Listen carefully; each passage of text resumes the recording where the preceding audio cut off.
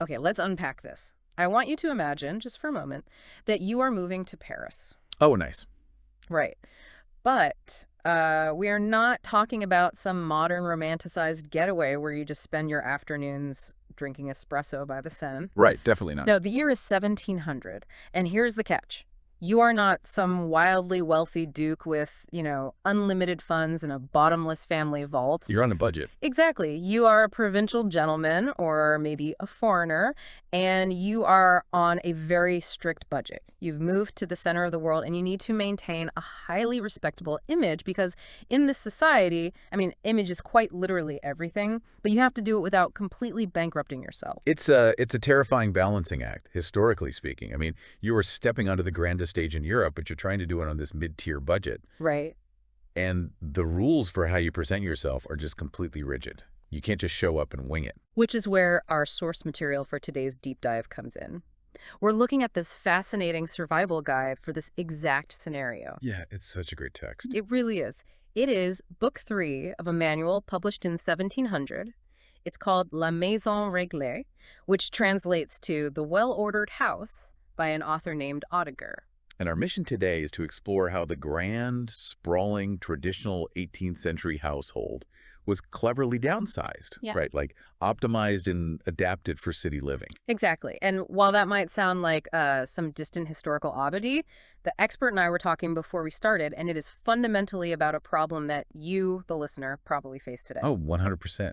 Yeah. We're basically talking about how to maximize severely limited resources, Yeah. how to consolidate tasks, and critically, how to avoid total information and management overload. Right. It's a masterclass in early modern resource management, and it's set against the backdrop of one of the most expensive cities on Earth. So true. So let us look at the logistics of this downsized household, which Auditor refers to as a small train.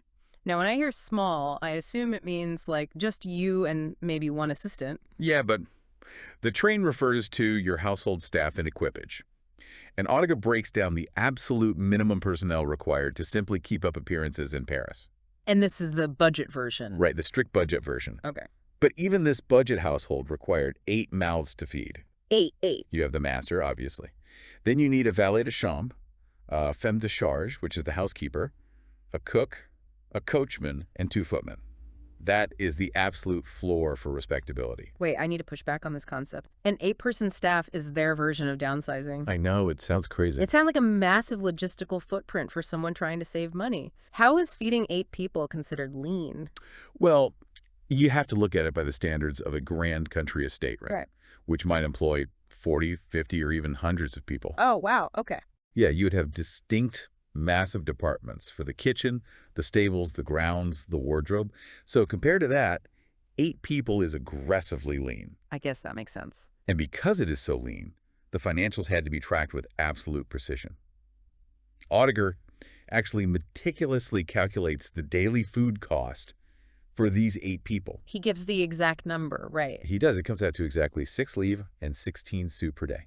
Okay, so for those of us who don't spend our weekends calculating 18th century French currency, what does 6 livres and 16 sous actually mean? Is that like a lot of money? To give you a baseline, a skilled master craftsman, like a top-tier mason or a carpenter working in Paris at the time, might earn about 1 livre per day. Okay. And a sou is essentially a fraction of that, sort of like a penny to a dollar. So this household is feeding 8 adults on roughly the equivalent of 7 days' wages for a skilled laborer. Every single day. Every single day. It is tight. I mean, it requires buying seasonal vegetables, cheaper cuts of meat for the servants, and strictly portioning out the bread. So they shrank the staff and they're rationing the food, but they also shrank the real estate, didn't they? They had to.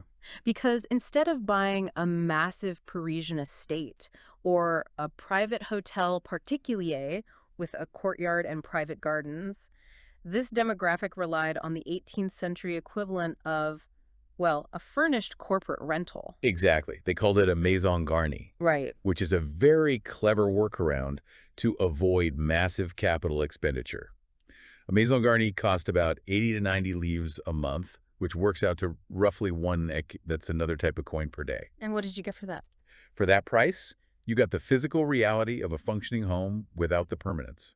You walked into pre-furnished living rooms with Slightly worn tapestries, a fully equipped kitchen, and critically access to stables. It really is like a modern, lean startup trying to fake the footprint of a Fortune 500 company. That's a great way to put it. You don't build a massive corporate headquarters. You rent a WeWork space that looks impressive in the background of your Zoom calls. You rent the Maison Garnie, so when you have guests over, it looks like you are established, but you aren't tied down by a 30-year mortgage on a literal castle. But what's fascinating here is where they absolutely refuse to cut costs. The carriages. Yes. Yeah. You might think, okay, if you were downsizing to a corporate rental, you would just walk to your appointments, or maybe take the equivalent of public transit. Right, save some money. But maintaining a carriage and 2 horses was completely non-negotiable for status.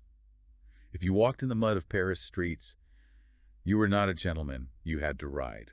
And the source breaks down exactly how painful that social requirement was for the wallet. You have a 500 livre upfront cost just to buy a small carriage, a carrosse coupe. Yep. Then another 600 to 700 livre to buy the 2 horses. It's brutal. We just established a skilled worker makes 1 livre a day. So you are dropping over 3 years of a craftsman's salary just to avoid walking in the mud. And that is only the capital expenditure to acquire the assets. The operating expenses are where the management nightmare really begins. Because of the horses. Right. Stabling horses in a crowded city rental is incredibly difficult. Yeah. Auditor accounts for the horse's fee to the exact sou. He really loves his exact accounting. He does. Every single day, you are physically managing the delivery and consumption of 3 bundles of hay, 2 bundles of straw for bedding, and 2 bushels of oats. Wow. You are managing 8 human mouths, plus 2 very expensive, very demanding equine mouths. Because outsourcing the carriage was so prohibitively expensive, managing this tiny ecosystem in a rental property seems like a logistical nightmare. Oh, it was. You move to Paris for society, for politics, for art, and instead you are sitting in your furnished rental, physically counting bundles of hay and tracking the exact cost of oats so your coachman doesn't rob you blind. It requires constant vigilance. Yeah. The friction of daily life in 1700 is just immense. Every piece of wood for the fire has to be hauled in. Every drop of water has to be carried. Managing an 8-person staff to execute all this labor, plus tracking the inventory of hay bundles, is a massive administrative headache. But Auditor actually acknowledges this psychological toll. He does. He offers a way out. Yeah, he offers a completely different hands-off approach for those who could afford to basically buy their way out of management. Right. So if you were sitting there listening to this thinking, I do not want to be a project manager for a stable, the manual has an alternative. You could completely opt out of household management by living en pension. Exactly. How did that actually work in practice? So living en pension, or a l'auberge, essentially meant living in a high-end boarding house or inn. It was a thriving industry in Paris. Okay. You would rent a suite of rooms, but instead of running a kitchen, you ate meals provided by the innkeeper, Well, often dining communally with other gentlemen or maybe having it brought to your room. yeah. You completely eliminated the back-of-house operations. But you still have servants, right? Like, you can't be a gentleman without a valet. So what do they do if there's no house to run? You keep a very limited staff, maybe just the valet and a footman. But instead of buying raw ingredients, tracking their meals, and having a cook prepare their food, you just gave your servants a daily cash allowance. Like a per diem. Exactly, a per diem to buy their own food from street vendors or taverns. Your valet is now strictly focused on dressing you, managing your schedule, and running errands rather than, managing a physical property. Now, here's where it gets really interesting. Because you still need to be seen in a carriage, right? Always. You still need that non-negotiable status symbol. But instead of buying the carrosse coupe and the 2 horses and tracking the oats to the literal penny, you rented something called a carrosse de remise. It is such a brilliant solution to a physical problem. A carrosse de remise is a rental carriage, complete with horses and a professional driver. It's kept in a specialized garage and available to you for a flat monthly fee. No hay counting. You never see the hay. You never deal with a sick horse. You just summon the carriage when you need it. The cost for this was 20 pistoles a month. Okay, we talked about livre and sou earlier. What is a pistole? So a pistole was a gold coin, whereas the livre was a silver-based accounting unit. Paying in pistoles was like paying in high-denomination bills. It signified a serious premium transaction. I see. 20 pistoles a month translates to 2,400 livres a year. Remember, feeding your entire 8-person staff for a year only cost about 2,500 livres. That's insane. You are paying the equivalent of an entire household's food budget just to rent a carriage. It is a permanent Uber Black subscription. Yes. You are doing permanent hotel living en pension, and you have an Uber Black on retainer. You have completely bypassed the need to own assets or manage logistics. And Auditor does the final math on this lifestyle for us. This completely outsourced, hands-off approach costs 4,879 livres a year. Wow. That is almost 14 years of wages for our skilled tradesmen. So why does Auditor even detail this if it's so expensive? Because it is a brilliant historical example of paying a massive financial premium, specifically to eliminate the mental load of management. You're paying double in sheer currency to buy back your time, your focus, and your peace of mind. But not everyone has almost 5,000 livres to burn. No, definitely not. So for those who couldn't afford that premium or who wanted the specific social prestige of running their own home, they were forced into the management game. They had to move into that smaller Maison Garni. Right, they had no choice. Which creates a new problem. Yeah. How do you get 8 people to do the work of 40? You do it through aggressive multitasking. The rigid hierarchy of a grand country estate completely collapsed in these smaller city homes. Because there's just not enough people. Right. In a massive estate, you had distinct, siloed roles. The guy who managed the money never touched the dining room. The guy who poured the wine never inspected the stables. But Auditor details how these roles merged. For example, the Intendant, the general manager of the household, also had to act as the secretary, physically writing letters and managing correspondence. And as the man of affairs, too, right? Yes, handling external legal and financial matters. And it wasn't just the top manager doing this. For bourgeois households or men of the robe like lawyers and judges who needed to look prestigious but didn't have aristocratic wealth, a single valet de chambre absorbed an incredible amount of responsibility. It's staggering. This one guy is acting as the maître d'hôtel, which is the butler overseeing the whole house. He is also the officier, or pantry master, managing the fine dining elements. He is overseeing the rest of the staff, checking on the coachmen, and even inspecting the harnesses on the horses. The physical reality of his day is just exhausting to think about. I mean, he is in the dressing room in the morning getting the master ready. Right. By midday, he is in the pantry checking the fine silver. In the afternoon, he is auditing the coachman's ledger. He is constantly shifting context. Doesn't combining all these roles into one person create a massive bottleneck, though? Or worse, doesn't it create a risk of someone taking advantage of their power? Oh, absolutely. Because if one guy is managing the money, checking the supplies, and overseeing the other staff, who is overseeing him? That is the exact vulnerability Auditor is trying to solve in this manual. Yeah. And his mechanism for solving it is terrifying rigidity. What do you mean? The source manual specifically demands that these multitasking servants follow the exact same strict duties of the individual roles from larger houses, point by point. Oh, wow. There are no shortcuts allowed. Right. Just because you're doing 3 jobs doesn't mean the standards of any of those jobs drop. So the valet has to hold himself to the standard of a full-time butler, a full-time pantry master, and a full-time personal attendant all at once. Yep. How is that even enforced? Through an intense, top-down scheduling regime. Auditor argues that executing this schedule flawlessly is the only way the master and mistress will see what he calls sweetness and tranquility reign in their home. Sweetness and tranquility. Right.